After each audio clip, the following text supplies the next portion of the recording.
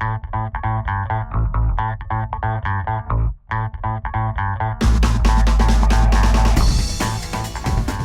it's Edmeades, and I'm back with video 2 of 3 in advance of my Norwegian tour for Global Entrepreneurship Week with Elevate. I'm actually here in the studio recording our Business Freedom Challenge program, and I thought, well, with the lights and camera set up, why don't I just give you guys a behind-the-scenes view and record video number 2. So here we are. We've been talking about business freedom. And to be clear, business freedom is a concept and a series of methodologies that help business owners and entrepreneurs attain the flexibility and freedom and financial abundance that they intended to create when they became business owners. Right? I mean, we talked about this. Most business owners don't become business owners because they think it's going to, take over their life and that it's going to require lots of sacrifice. They do it with a sense of optimism. I'm going to be a business owner, so I'll have more freedom, more flexibility, and more money. And most of them don't even survive in business, and those that do it through a tremendous amount of hard work and sacrifice. Real business ownership, real business freedom, which is a true reality, is when you own your business and your business doesn't own you. So one of the processes that we've developed to help entrepreneurs get there is a system we call mini exits. It's a strategic way of exiting your business. Now, I do believe that every business owner ultimately should have some sort of exit strategy for their business. That's not what I'm talking about, not the ultimate exit. Maybe you plan to sell or take your company public, or there's lots of different ways to exit your business. That's not what I'm talking about today. I think it's important, and I think you want to give it due consideration over time. In fact, I remember seeing this one business guru. He was all on stage and he would say, I don't think you need an exit strategy at all. I wouldn't get on a plane if I knew the pilot had an exit strategy. Yes, it's very funny. It creates this image of you in the plane and the pilot jumping out with his parachute. But here's the truth. Would you get on a plane if the pilot didn't have an exit strategy? I mean, let's think about this. His exit strategy should be to take off, fly safely to the destination for which you bought your ticket, to land the plane safely, to let you out of the plane and make sure that you get your bags. That's an exit strategy. And your business should have one. Today is about making sure that whatever exit strategy you want, you can make it happen. It's about mini exits. So mini exits is a whole process that we teach in our business freedom experience and that we're going to be going through during our business freedom workshops in Norway. So what I want to do today is focus on one aspect of the mini exits program that can create some immediate power for you right now. So here's what I'd like you to do. I'd like you to give some thought to a role or a responsibility that you have in your company right now that ultimately you would rather not have. One day you would like to not have to do this activity. So think about that right now. Take a moment. Just one activity that you're doing that really ultimately it's not in flow for you. It's not fun, you don't enjoy it, and ultimately you'd rather not have to do it in time. Okay, hopefully you've picked something. Now, here's what we want to think about. The reason often that we have roles like that we don't want to do is that we're not yet ready to expand. That's true, and many of you might be in that situation today. And what happens often is as we grow the business, we do get to a place where we could grow and expand and hire people to take on those roles. And there are some other barriers that get in the way.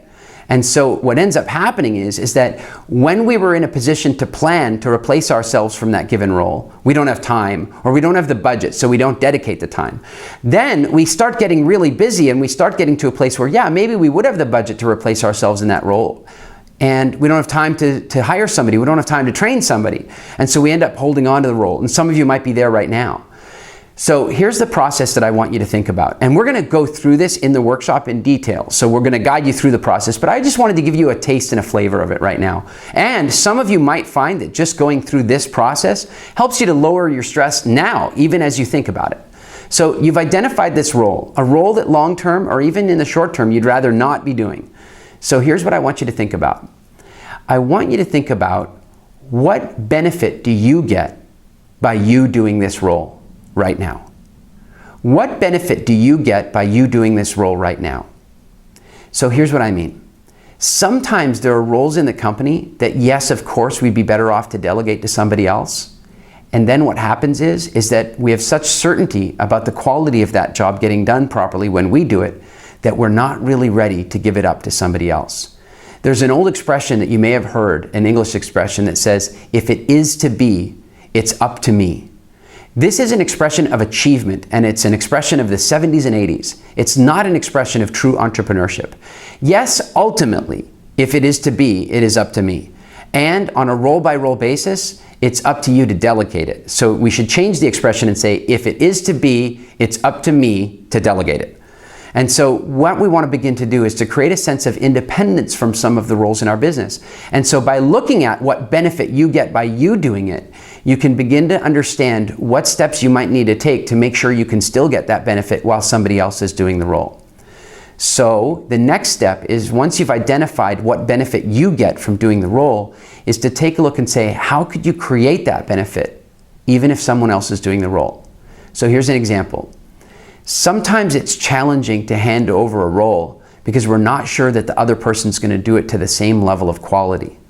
So what I want you to do, maybe when this video is done, if you're proactive, and we'll go through it in person during the workshop, what I want you to do is write down the steps involved in achieving this role, in achieving this task.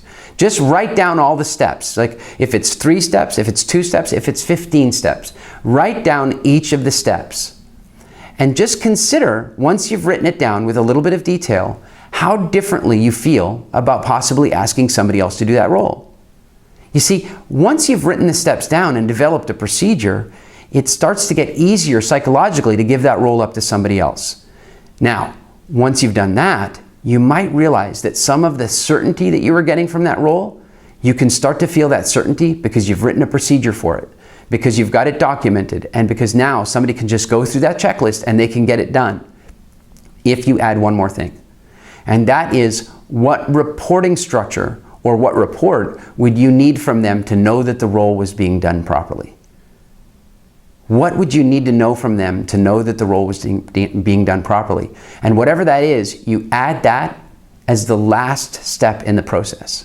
So step 1, step 2, step 3, and they get the whole process done. And then final step is some sort of report or notification that allows you to know that it was done properly. And you'll find that with a process like that, you will begin to have a sense of certainty that other people can do those jobs just as well, and many times, to be honest, better than you and I can. One more little funny exercise I want you to think about. I want you to put a number on your value to your business. On an hourly basis, what are you worth to your business when you are doing your most productive things? Whatever it is that's most productive, that you would have the hardest time hiring somebody else to do, what are you worth per hour to your business? Think about that. Pick a number. Now look, you can later go and get this number exactly right, and maybe you'll want to have that ready for the workshop. And right now, just pick a number out of the air. X, there it is, you've got the number, whatever number comes to mind. Now, I want you to look at that role, or look at some of the other roles that you might want to get out of, that you might want to stop doing, and I want you to do some quick math on what it would cost to hire somebody to do those roles for you. In other words, how much money are you losing by doing these lower cost roles yourself instead of focusing on the activities that bring your business the most return? That's just some, I know this is pretty heavy, and when we go through the workshop, we'll make it even easier. We'll really run through it properly. I just want to give you a sense that you can begin to free yourself up out of certain roles when you begin to handle the emotional reasons that you're attached to those roles, the logistical steps that need to be taken to replace you from those roles, and when you do some basic accounting and realize that every time you do a role that you can hire somebody for less than you're worth, you're losing money. And so one of the fastest ways you can move yourself toward a more profitable structure is to be leveraging other people's time so that you can spend your time doing the most productive, most profitable activities possible. I hope this has been helpful for you. Video number 3 is going to be a secret and shot from a secret location. So tune in for video number 3, and I'll see you in Norway over the next little while.